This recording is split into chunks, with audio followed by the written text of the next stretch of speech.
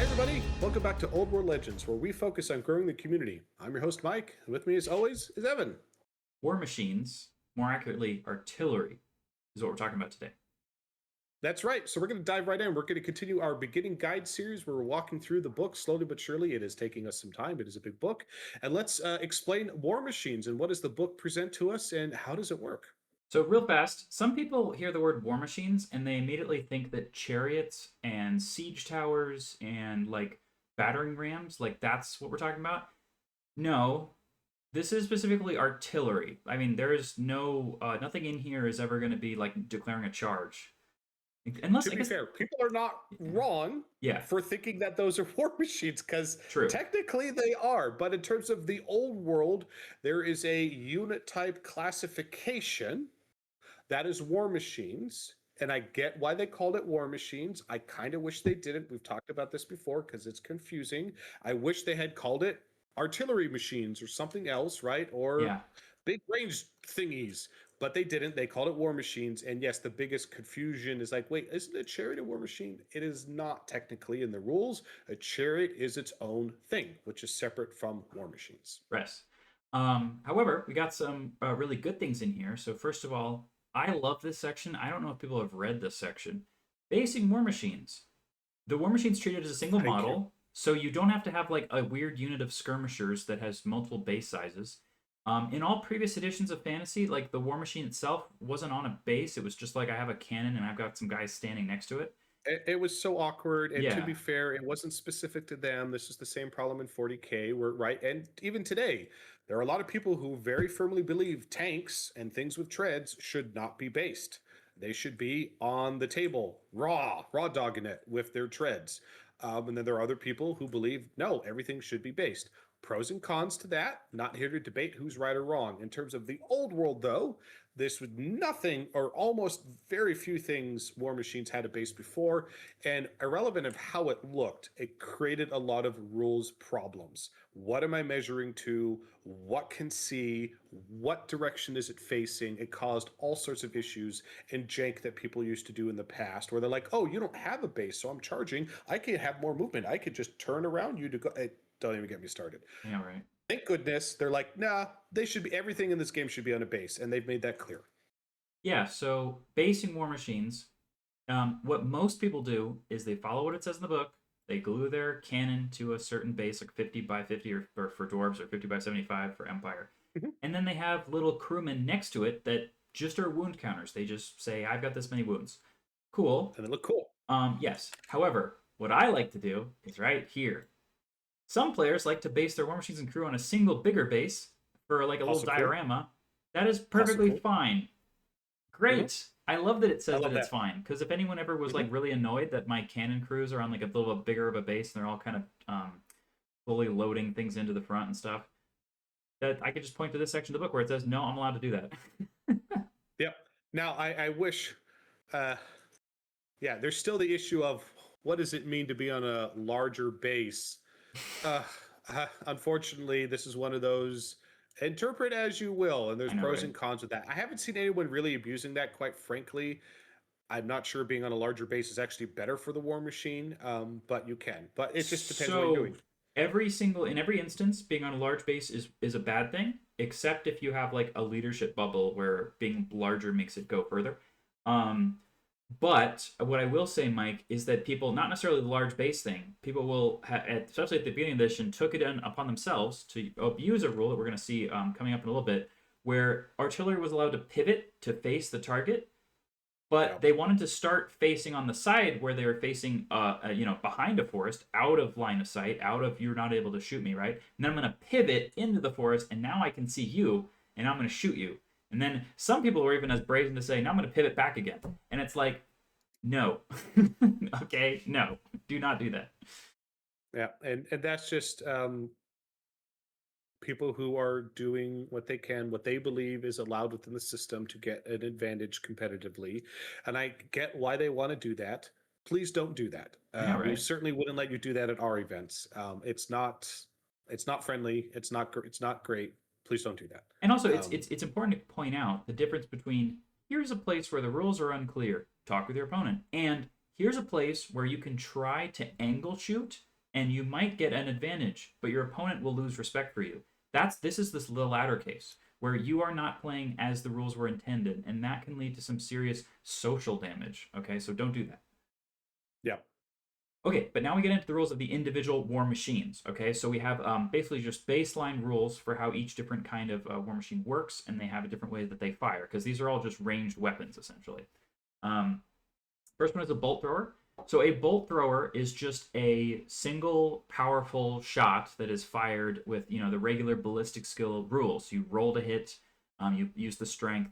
The only thing that's unique about it is that it has the through and through rule, which means that if you hit a unit that has ranks and files, you can hit multiple models in a row. Like the front rank gets hit, and then this rank behind it gets hit. And just as is always been the case for every edition of Fantasy I played, the bolt thrower starts taking lower modifiers to its strength as it penetrates each rank. So it's like strength. The front rank will be strength 6, rank behind it strength 5, one find that strength 4. The cool thing about this that almost is the general thing people are trying to do is they will put bolt throwers on the flanks and try to be able to shoot down the side of a unit of cavalry and hit multiple cavalrymen or something like that. That is a really cool tactic. That is perfectly within the bounds of what you're supposed to be trying to do with this game, and it is kind of interesting. And the fact that most bolt throwers are both skill 3 and can't hit the side of a barn means that most people are just happy for you when you actually hit. I think that's the big thing about this edition. Bolt throwers were very common in previous editions, and whether they were elf armies, orc armies, other armies, bolt throwers were a prolific war machine seen everywhere, and they're awesome, very thematic, very very on point for old world. Unfortunately, in this edition, the core rules of a bolt thrower are fine. They're actually almost identical to what they were before. The problem is almost every single bolt thrower crew in the game has ballistic skill 3, in some cases worse than that if you're a goblin. And so basically with the rules on to hit, it's incredibly hard to hit. And so for its points efficiency, people just don't even bother taking them, because at best you're not getting up close to the bolt throwers, so you're firing at long range. So on average, you need at least a 5 to hit. So you're maybe going to hit a third of the time, and it just on even with the cannon, even with the other war machine misfire chance where you could blow yourself up, which is true, the reality is it is far more reliable. It is actually very reliable to hit with a cannon and Yeah. fairly reliable to hit with a stone thrower compared to hitting with a bolt thrower with ballistic skill 3. It is incredibly difficult, which feels wrong, and which is why people aren't taking them, which is unfortunate. So just so we're clear, this is potentially a problem just with ballistic skill based shooting in general, because there's just so many penalties Yes. that almost every single good ballistic skill based shooting unit has a bunch of I ignore such and such penalty, and that's why I'm actually worth playing ever, right? Yep. Whereas units that just don't ignore the penalties suddenly can't hit the side of a barn, and that's not a joke. However, Yep. what I will say about bolt throwers is that their rules do function, and they do not lead to endless FAQ debates about exactly how they work, unlike cannons, which Yep. do lead to FAQ debates. And I personally would prefer in a True. second edition of this game for cannons to fire the same as a bolt thrower with the whole through and through and everything, just with a different stat profile, and we just roll to hit in the exact same way. It's just that they should not have as many penalties to hit. It should be like a 3+ or whatever at the worst case, that kind of thing. Yeah, pros and cons, and we'll see what the future brings. Yeah. I think they're still going to treat them fairly differently. People like their templates. People like the way cannons work. It does create a lot of problems. You're not wrong. At the same time, we don't want the game to turn into 40K, right? We don't want it to turn into a shooting gallery. So there is a balance there. But it Yeah. feels like they went a little bit too far nerfing the ballistic skill shooting, which is why we see so little of it this edition. Well, and then just to be clear, I think that it generally they did kind of work the same way before, Mike, but they were strength 7, not 6. So that's a big deal That because a helps. lot of the things you're shooting at now are not infantry and cavalry. You're actually shooting at monsters, and monsters are toughness 6. And so when you hit on a freaking 6+ to hit the monster from across the map, you're so excited. And then you roll a 3 to wound, and you're like, oh, this did Yeah, it's nothing. a good point there. I think exactly right that, and there were just as many monster entries in previous editions, but the Yeah. rules of the monsters now, there are so many more of them. In particular, almost all of the more monsters are ridden monsters because of the split profile. So we see great. It's great to see more dragons and more monsters in this edition. Unfortunately, the bolt thrower is not set up to really Yeah. address those. Yeah, and just quick little backseat game developer. I would love for it to say bolt throwers reroll to hit or reroll to wound or whatever against a large target. Why not? That would be cool. There's a lot of ways it could potentially be addressed. Okay. Hopefully, it will be. All right, and then we All also right, have a let's move on. repeater bolt thrower, or like I like Oh, to call it, the frickin' Rolls Royce of bolt throwers because it's just as ineffective, but it's twice as expensive. And what does it do? So it has the same exact damage profile when it fires a single shot. Or you Yep. can fire multiple shots, which is a different profile. And that's shown down here. It's strength 4 AP1. So in other words, this is a handgun bullet. Like that's what it is. It's a single handgun bullet that it fires a couple of. But you do have the multiple shots penalty when you fire this. So you fire on average 5 of these handgun bullets, and you have -1 to hit from multiple shots before you even get to the long range thing. So most of the time, a repeater bolt thrower has the profile of 5 Empire handgunners. Yeah. And 5 Empire handgunners cost 40 points, and they suck. Yeah. A repeater bolt thrower costs 80 points. Yep. A repeater bolt Doesn't thrower make has sense. 2 wounds. The Empire handgunners have Yep. more than that, so they're harder to kill as well. It feels like a miss here, right? Because you look at like the cannon. The cannon has its normal shot, good, and then it has its grape shot, Yes, alternate also fire good. when things get close, also good. Neither of the bolt. There's 2 ways to fire a repeater bolt thrower. Neither are good. Yeah, just flip a coin, and then whatever happens, you go, great, I'll do that. And this is why we don't see bolt throwers. Or Yeah, rarely see them. I think that if the bolt throwers, you very often see them with goblins because they're just so cheap, and goblins have so much cost-effective units. They have a lot of times So points few left over. points. So and elves have the complete opposite problem. Their units are so expensive. Where am I going to get the 80 points for this thing, right? Yeah, and who cares that elves have higher initiative on the bolt thrower crew? Woohoo! It doesn't Yeah. matter. So they do have the Blitzskill 4, but you already lost that to do the multiple shots. So I went back down to -1 again, right? Yeah. Anyway, Okay. So stone throwers. Stone love stone throwers throwers. are very good. I think that they also function. So we have cannons, which we haven't even gotten to yet, which function well, and stone throwers, which function well. Very well. So why do they function well? So first of all, I think it makes perfect sense that a stone thrower has a minimum range, so it can't fire at anybody closer than that. Mhm. When we've mentioned this before, when you're using a bombardment with a minimum range, like that means that the enemy has to not be within this 12-inch range. Yep. Okay. People want to all the time. Let's say there's a big old dragon that's next to them, and the dragon is just toeing within 12 inches, and everyone goes, "Cool, I'll shoot the back of the dragon's base, which is outside of 12 inches." Yeah, so for example, when we say minimum range 12 inches, that's measured the exact same way as if it was your maximum range. Like, in other words, if you're within that range, then you can't be shot at. So, in the same way that if you had a 12-inch range pistol and you're 8 inches from me, then you are within range. Well, in this case, you'd be within the not able to shoot you range. And so that's a little bit confusing, especially because what do? If you don't measure to the edge of the unit that you're trying to hit, you measure to the center because that's where I'm sorry, you put the template in the center even though you measure to the closest spot, which is 2 different things. But on the other hand, you get a lot of benefits for the stone thrower, like firing indirectly. So what does that mean? You can shoot at people you can't see. That's pretty great. That's a very unique thing for stone throwers, and the ability to do that really, really helps when you have a lot of things like monsters on the table that are like trying to hide behind trees or trying to hide. You have enemy units that are trying to hide behind, friendly units, stuff like that. And you're just saying, you know what? I'll give it a crazy shot to see if I can hit something that I can't even see. Especially if you are, for example, a goblin with wings strapped to you. So I know we did talk about this briefly before in the previous video for ranged, but Evan, Yeah. we just talked about the range, mid, and max. Yeah. But now there's also for strength and AP, there's brackets there and 2 Oh, numbers. that's true. What the heck does that mean? Yeah, so instead of giving you 2 different profiles, you're getting number with a bracket, right? So we got strength 4, and then that's what you normally do to everyone who's under the template. And then strength 8 happens to a single model under the central hole. And then strength AP1 is what happens to most everybody else, and AP3 is what happens to the guy under the hole. Now, I personally would have just put this on 2 different rows, because I think that's a little bit easier. And then also, for example, in the text down here, it also says the multiple wounds special rule also only applies to that one guy who's under the hole. So really, we have 2 profiles. The central hole is strength 8 AP3, multi-wounds D3 plus 1. And then the regular profile is strength 4 AP1. Right? So if you look at the template, it's not a flame template, is one solid Blob, piece yeah. of plastic, right? It's a teardrop shape. But if you look at the template holes or the templates, there's circular templates. There's the small one, the 3 inch, and then the larger one, the 5 inch. But if you look at the templates, they actually have a cutout in the center of them. It's about half an inch or so. I'm not exactly sure exactly what the diameter. And that's what they mean by the center of the template, the center hole. There's literally a A hole hole, in the yeah. center of those templates. And so it's saying that whatever that was lobbed, the rock or whatever, boom, that's where it landed. And so that got hit way harder.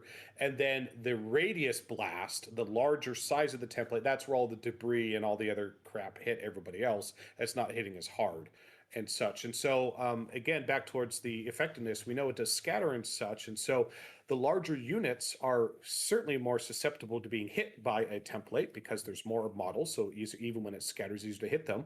And this is actually, we mentioned it before, one of the downsides to being on a larger base, in particular, why it's actually not that hard with a stone thrower to hit a dragon or something on a 100 by 150 millimeter base.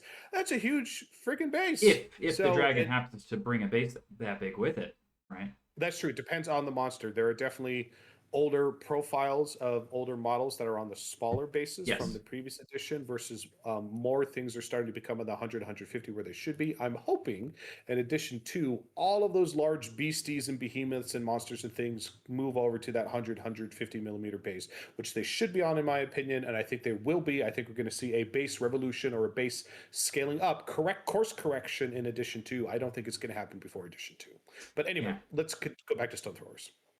So we have scatter. So you just use your scatter dice and the artillery dice. So you get to roll 2 fun, mystical, different dice that are kind of, different. And my favorite thing to do is to roll 2 dice together. So having 2 different things to roll is great. For example, it feels real bad when you have a bolt thrower and you roll that 1 die and the 1 die rolls a 1 and you're like, damn it. Because at least here you get to roll 2 dice. Now you have a misfire chart. So yes, or stone throwers can blow themselves up. Yep. It does happen. And so we'll go look at the chart in a bit.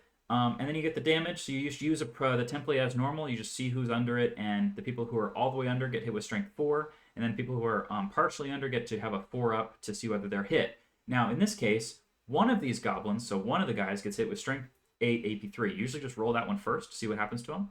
And then the other 3 here definitely get hit with a strength 4 AP1 hit. And then we have a total of, 12 guys, right, who are hit on a 4 up. So the confusing thing there is if you look at that picture, that center hole, wait a second, that hit 4 things. Yeah. You only get to assign it to 1. Yes. The rock landed on somebody's head or somebody's foot. You pick that person, they suffer the bigger hit. The other people do not suffer the bigger hit. So you only get to assign it to 1. However, the template rules for risk being hit say that if you're partially under the hole, you're hit no matter what. So let's just say instead of goblins, these were ogres, and their bases were, every group of 4 guys was a base. Well, you would always hit 2 guys if you landed right in between 2 of them because the central hole is partially over their bases, so they are 100% hit. And then you would see if anybody else is even partially under, and they would get a partial hit. So if this was just a unit of 2 Razor Gore, for example, and their bases were bigger than the template, you'd still get 2 full hits, but only one of them would be strength 8. Now that drives me insane because you're saying that the central hole full hits 2 guys, but then the 2 guys get hit with different amounts of damage. Yeah, could be simplified to be the same thing, but I think they did that for balance purposes. Probably not a bad thing. Stone throwers are definitely effective. We definitely see them on the battlefield quite often. A lot more in the year 2 than we did in year 1. As people, in year 1, everyone's like, "Oh, this is not worth taking. It's not effective." And then year 2, everyone's like, "Actually, these are really good." And they start like, "Yeah, we should take these because they are really good." Yeah. And then here we have the rules for indirect fire. So as we said before, you get to shoot at something you can't see. And the downside is if you roll a hit on the scatter dice, you still scatter the number of inches rolled on the misfire dice. It's just that you get to subtract your ballistic skill. So if you, instead of scattering 10, you scatter 10 minus, let's say, 3 for ballistic skill 3. So you can still roll a hit marker and a 10 on the dice and then still scatter 7 inches away. Whereas if you just don't hit at all, then you just still scatter that number of inches away. So when you're trying to hit a small target indirectly, pretty difficult. If you're trying to hit a large target indirectly, it's definitely possible. And then if you're a goblin who can flap his wings, then you can try to get a couple more inches closer again. Yep. So it's pretty cool though that they have indirect fire. So again, you have that choice of. It's great for 2 reasons. One, maybe I just want to deploy behind this hill and fire from behind this hill because my opponent has cannons on the other side, and I don't want to be sniped, my war machine destroyed by his cannon, so that's a good reason to be behind a hill. Or, you know what? Hey, the enemy just didn't deploy in front of my war machine with their troops or their flying monsters or their big beastie and such, and they're behind a forest over there, and I can't see them. Well, guess what? You could still fire over the forest. Your odds of hitting definitely decrease. It's harder to hit something you can't see, but you can still fire. And again, it's just very thematic with what a stone thrower does. Yes. Love it. Yeah, and then this is the case where you use the little arrow on your scatter dice for which direction you're supposed to go when you roll the hit. There's a little arrow on it. That's what this is for. Yeah. So even though when you see the hit die, there's one of the it's like it says hit and then it has like a little compass on top of it. And the little compass on top of it, one of the angles has an arrow, and that is the direction you would go in that instance. But otherwise, if you're firing directly, a hit is a hit. All right. So then we also have the misfire table here, which this is basically just as bad or very similar to the misfire table from like the cannons and stuff, where it's like if you roll the 1 on the misfire table, you blow up. Yeah, the only thing that's different is the description of what happens to you, I think. Yeah, the gunpowder table in other editions used to be a lot worse. It used to be worse. They're identical now. Yeah. So if you roll a 1, you destroy yourself. You roll a 2, 2, 4, you can't fire this turn or next turn. If you roll a 5 or 6, you just can't fire this turn and move on. So one of the easiest ways to remember if you can't fire this turn and next turn, just turn your war machine around, face it backwards. That's what people do to remind themselves next turn. Oh, I can't fire this turn, and then they just turn it back. Yeah, so they are exactly the same. It's just the description is different. Now, that's actually a kind of a good thing because it helps you when you have both kinds of missile weapon that you don't have to constantly look at the table because you forget the difference. So it's just Well, I'm glad the table is the same in the result, but I wish the black powder was still more dangerous. And if you blow yourself up, it should explode like a wizard's miscast and hit all your friends around it. It should do that. I don't disagree. So you could still have the table be the same on dice rolls, but gunpowder should be able to still explode. And actually, you know what, Mike? I'll counter you slightly. I want it to be that if you roll the 1 on the misfire, that other black powder artillery that's within 3 inches has the same problem. Because there's a lot of people who put like 4 cannons right next to each other, and I'm like, bro, people did not do that for a reason. Okay. But if one cannon exploded, and it exploded with a 2d6 or radius, and it exploded with strength 10, d3 plus 1 wounds, I don't think you put your cannons next to the other cannons. Yeah, okay, same effect. Like just that the cannons might blow each other up, right? That's kind of I do agree. It is very people are trying to maximize that hill. They're trying to maximize the engineer. It's boring and it min-maxes. Well, okay, but my engineer has a 7-inch range, and he can be 7 inches from both of them, so my cannons can be 14 inches away from each other. Correct, but that engineer who's 7 inches away from that cannon should be at risk of being killed if that cannon misfires and blows up. Absolutely, he should be. I'm hoping they fix this oversight in addition to misfire exploding on a gunpowder should explode. Yeah, I mean, it could just say so. The ogre loader is the same thing, right? Like you're helping out the artillery, right? Why don't you get him? He's part of the crew. He's part of the ship, part of the crew. I mean, I think the Empire Engineer could just be a guy who actually just joins the unit as like an upgrade. That'd be pretty cool. I would be perfectly fine if he had to join the unit, right? I just want cannons to explode. That's all I ask. Gunpowder should explode. All right, moving on. You don't play any gunpowder armies, Mike. Okay. Not yet. No, you're not a gunpowder man. All right, so we got cannons. Not yet. We've been talking about them a ton. They're sometimes unpredictable. Not really. Okay. Not really. They're actually the most reliable war machine in the game, which is frustrating. And they're actually the most powerful war machine in the game. That makes sense. It's a cannon. But the downsides of taking a cannon, guess what? There's none.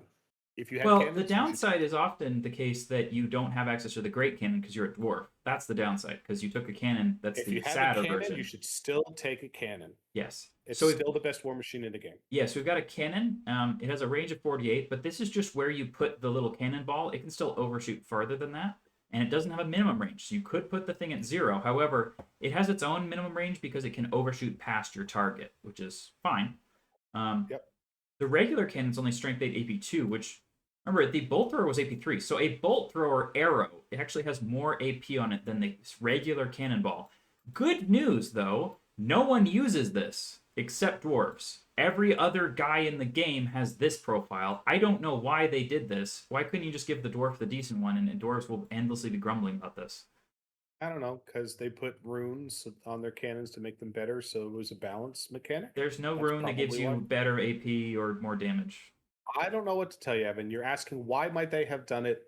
That would be why, because you can upgrade your cannons in dwarves, you can't upgrade them in other armies. That being said, the Cathay cannon with the ogre certainly is one heck of an upgrade. It is a very strong cannon, probably the best one in the game.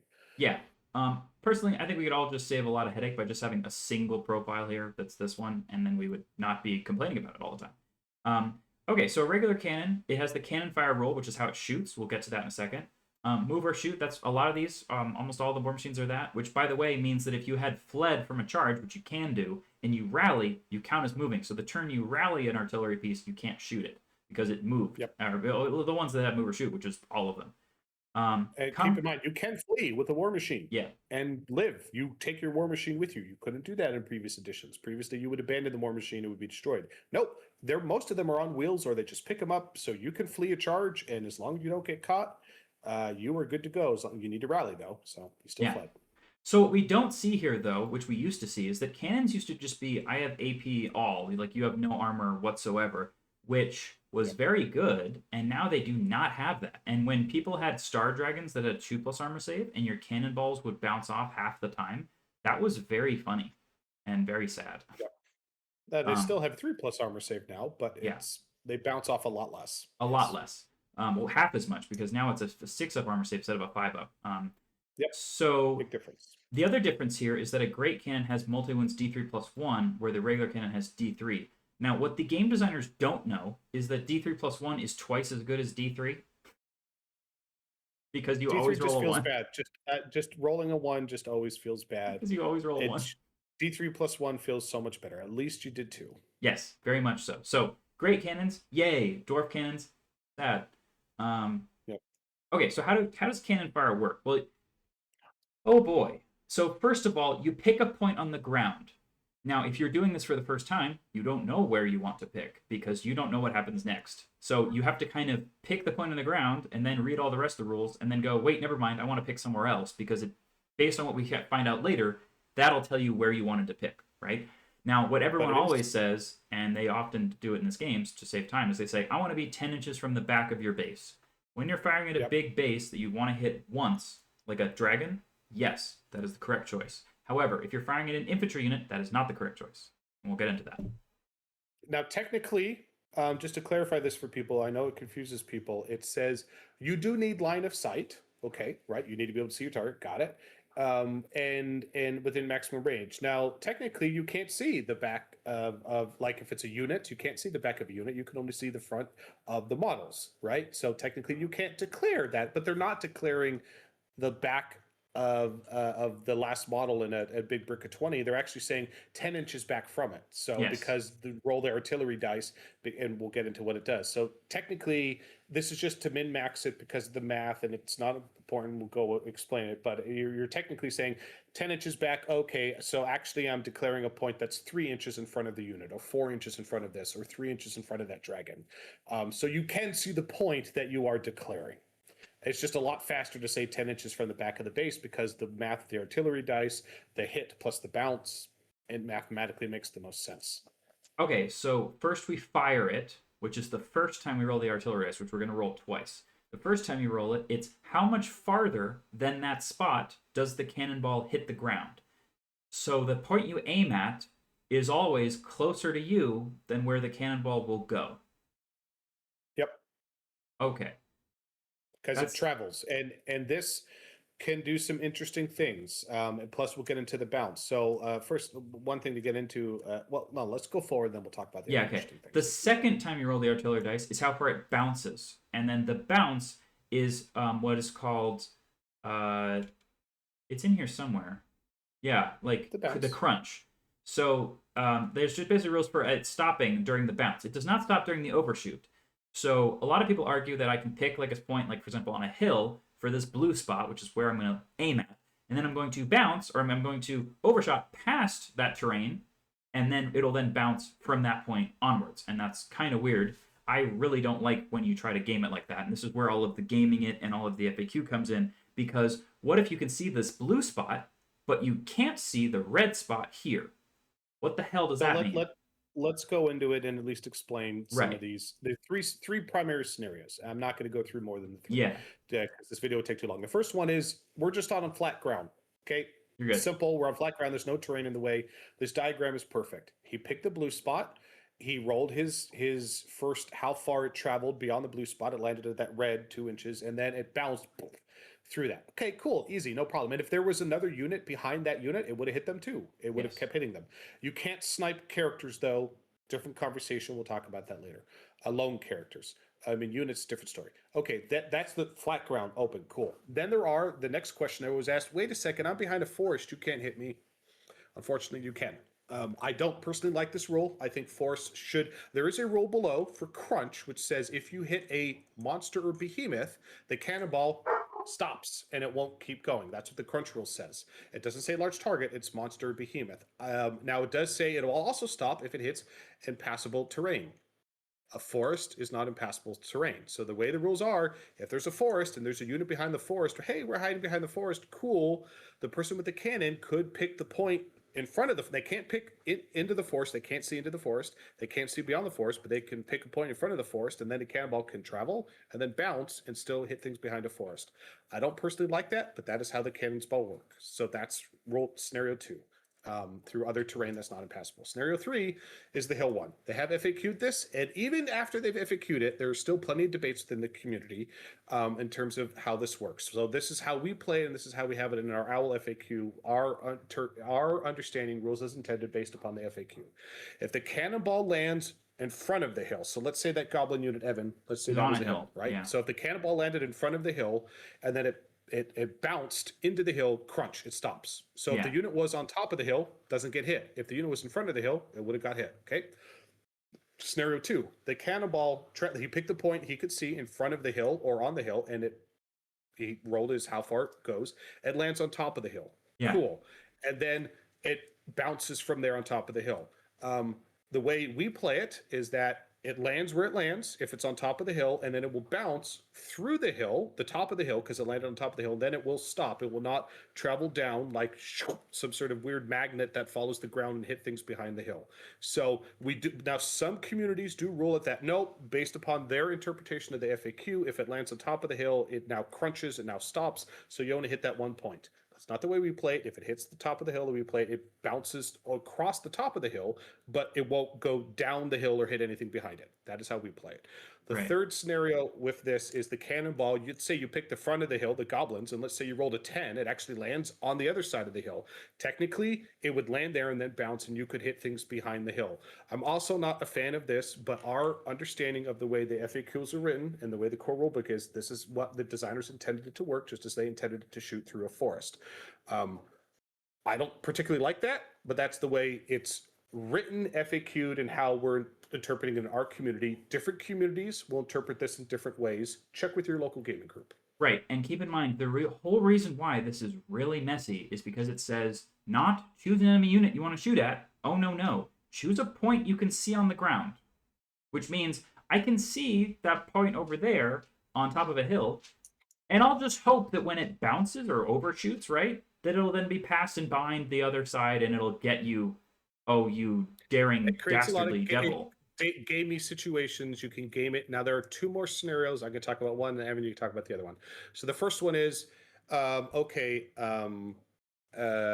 we talked about open ground. We talked about then woods, going through woods, and then we talked about hills. The next one is, what about hitting things in combat?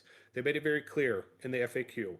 You cannot declare a shot if it has ever the potential that it would hit something in combat. You just can't declare the shot.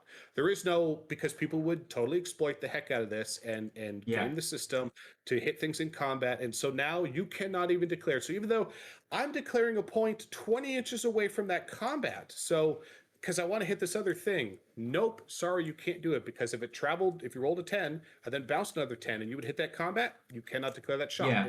You cannot declare a shot if it would hit combat. And so this actually gives an advantage to the defender if they actually position themselves correctly and get into a combat in a certain situation that can help them so they won't get sniped by the cannon. I very much like this rule. It's a lot better than all the gaming that happened before. I do agree, if you are the person with the cannon, it can be frustrating in some situations, but it's a lot better than the gaminess that happened before. So that's scenario 4. And just to be clear, Mike, this is why I said which should just be your roll to hit. Simplify it. I get it. Yeah, but people like their templates and things. All right, the last scenario, characters. What happens with characters, Evan? Inside Oh if they're in a God. unit, if they're not in a unit. Okay, so since you get to pick a point on the ground and it doesn't veer left or right, right? It just goes Nope. an exact straight line. You can hit things like a laser beam, which means if there's a You're goblin wizard in the front rank of this unit, surely I can just point right at him, fire, and hope that it bounces through him. If it does, what happens? Well, if he's in the unit, he gets a lookout sir roll because he has a what is it, 5 or more rank and file as long as there are models. 5 or more Right. models of the same type in the unit, not including the wizard. Just Yes, they have five to or be the more same type. So models now, if the beyond. wizard was riding a wolf, he's not the same unit type, so he Uh-oh. can't get a lookout sir at all. In fact, he's just going to get nailed, which is the whole Yep. reason why the Tomb King on Chariot build got ruined by the latest FAQ. Because now FAQ. you can just snipe them with cannons if you wanted to. So, Yep. but the wizard gets to have a 2-up. Now he has to pass a 2+ save for a regular goblin to take his place. He rolls a 1, he just gets hit in the face with a cannonball. So you can just whale people right in the face with a cannonball and very To be likely fair, kill them. if you fired a stone thrower, the Yes, stone thrower lands on top of a character. It's the same thing. same thing. You still Yes. roll that 2 up. Lookouts are the exact same rules. It's just a lot harder to snipe characters with a stone thrower than a cannon. And it doesn't feel good that people are sniping characters with cannons. They shouldn't be that reliable that they can laser snipe characters. But this is the way it's always been. This is still the way it is. At least you get your lookout, sir. So that's if a character's in the unit. Last scenario of that, part B, the character's not in the unit. Can you Yeah. snipe characters? So what they say is that you cannot hit them with the bounce. So for example, if there was a goblin that was sitting right over here behind his unit, like a wizard, you could try to fire at them, and if it bounced through his base, he would not be hit. However, if it overshot exactly the exact number of inches required to land on top of him, so if this spot landed on top of a lone character, they are then hit. So that's very, very hard to do. I've never seen it done, but you can always try, I guess. Yeah, it's incredibly rare. So at least they did, for the most part, reduce the character sniping, because the problem with that before, again, back towards this is the most reliable war machine in the game. Unfortunately, it shouldn't be, but it is. Um, Characters outside of the units, like a standard bearer or a wizard or anything, they would just go, "Oh, cool! I'm going to hit that character next to the unit." Boom! Instantly kill, because the cannonball also hits harder than pretty much anything in the game. So Yes. at least they, for the most part, they made it so difficult to hit a character because the bounce doesn't hit them. You basically, your characters are very safe from being sniped from cannons. Effectively, it's not even worth firing at them unless there's literally nothing else to fire at. Okay, and then the other reason why I keep saying that maybe cannons should just work the same as bolt throwers is that they do damage through ranks and files exactly the same way. So if you They bounce do. through the front, it hits 3 guys as it goes through the front, like that. Mhm. And if it was go through the flank, it would Go up go 5. through the flanks, just like a bolt thrower. All right, whew, that was a lot. Sorry, cannons were complicated, and there's been a lot of FAQs, and we're not done. There's Yeah, one so more way to fire. cannons get now. This is definitely never take this away. Cannons can fire grape shot. So range 12, Awesome. strength for AP 1. Hey, that was that profile I was complaining about the bolt thrower having. But what's Mhm. different about this, you might ask? It hits automatically. Automatically, No you roll to just roll it, hit. guys. And how many Yep. hits do you get, Mike? The artillery die. And what numbers are on the there's 2, 4, 6, 8, 10. So on average you get like Yeah. 5 or 4.5 or whatever. Oh, but when you roll that 10, so basically this is the crew just putting, like, nails and, forks. You've all seen Yeah. Pirates of the Caribbean. They're putting whatever they could jam into the cannon, just like firing it like a shotgun. And it's cool. It's fun. It's thematic. It's not super consistent in terms of, you might roll a 2, you might roll the 10, and even still, you might blow yourself up still, but it's still cool. And I love that it's in the game, but it hits automatically. Yeah. So it's totally you will absolutely use this multiple times. Yeah, and I have no problem with how this works. I think it works perfectly fine. Yep. It can still blow itself It's up. great. The problem is, Yep. it's more the repeater bolt thrower, which has the same profile of damage, but it has to roll to hit, and the number of shots they can even try to hit with are about the same as the number of hits that the grape shot would just get. So this guy gets 5 hits automatically. The bolt thrower gets 5 attempts to see if it hits on a 5-up. And this has the higher ceiling. This could hit twice as good. This could Yes. hit twice as many. This could get 10 hits, where the bolt thrower can never get 10 hits. So it's better in every way. Right. So why is this one 120 and the bolt thrower is 80? Because you might blow yourself up. Not if you That's have all I got. not if you have a nice little Empire engineers hanging out next to you. All right, organ guns. What are these crazy things? So these are kind of made up. So it's like a machine gun, kind of. It's also kind of like a large multi-barreled shotgun. So you have a long-ranged Well, cannon. there were early versions, you know, before pre-World War One and all that jazz, where people started to get creative and inventive. Yeah. So this is a good example of how people think that Warhammer has like a 15th century technology, and it's like, no, this is a 19th century early machine gun that we're using here. So Maybe it's some sort of early Da Vinci contraption. Who yeah, knows? Whatever. exactly. It's okay. But basically, we've got a multi-barreled cannon that basically fires like shotgun shells, where it's strength 5, AP 1, so a little bit better than the grape shot, a little bit better than those other things. Good range though. Yeah, Better than a 24-inch right, gun. and It's it 30 doesn't inch. fire one arrow or like the bolt throwers do. It hits multi-barreled, which means you roll 2 artillery dice, and that's how many shots you have to roll to hit with. So now you have to roll to hit, unlike the grape shot, right? But you do have up to twice as many. That's good. Mm-hmm. And potentially up to 20 shots. Woo! Okay. It doesn't happen a lot, but when it does, it's exciting. Yeah, and then on here it says, hey, if you roll a single misfire, that's fine. You just get -1 to hit for all those other shots. So basically, you just don't do very much shots because you don't. Now you only have half the shots, and the ones you do have are -1 to hit. Okay, but if you roll on both, if you roll both misfire dice, then you just actually roll on the table. Now that might sound bad. This is more reliable than regular cannon because it blows itself up only if you roll 2 artillery dice and then a 1. So that's 3. You know, basically that's 1 in Well, to blow itself up, you're right. So it's 120 the something. normal cannon's 1 in 36, right? And that's 30. What's 36 times? So 36 1 in times 36 to blow itself up with a regular cannon. This 120, thing, 1 in 120/16 chance. yeah. So this one is way less likely to blow itself up than a regular cannon, which is kind of funny. Yep, way more reliable. It should blow up larger instead of Yeah. 1d6 blow up radius. It should be 2d6 blow up radius. And if you're curious, the Empire Hellblaster volley gun is this thing, but it has 3 artillery dices, but it has less range. And those are actually relatively decent trade-offs because range contributes to your having to roll to hit with a -1 for long range. And what I always tell people is you're very rarely in 12 inches because people are just charging you when they're that close. So you're not in short range, you're in long range all the time. Your 24-inch range weapon. Yep. Flanking with a organ gun is incredibly rare and difficult. Yeah, but I think that this is potentially a better weapon for the dwarves than the regular cannon. The only problem, Mike, is that they said, hey, organ gun, you can't have any runes. It's also sad. I know. Also sad. Okay, then we have a mortar. I'm not sure why this is in those books, but okay. A mortar is a stone thrower with different damage, but it has a large blast instead of a small blast. That's it. So it has strength 2, AP 2 from the everyone who gets hit normally, which is better AP but worse strength than a stone thrower. But it has less strength in the central hole, so it doesn't do as much damage there. But it also has D3 wounds on the basic shots. But but no, it's the same thing as a stone thrower, so it's just that single spot. Is it just yeah. Oh, right. Only applies. So basically, we're worse than a bolt thrower or in a stone thrower than every way, except that we use a 5-inch instead of a 3-inch, which usually means you do more than twice as many hits. That's a lot of hits. So not as good for taking out big beasties, but you still strength 6. That's still enough to wound a big beastie.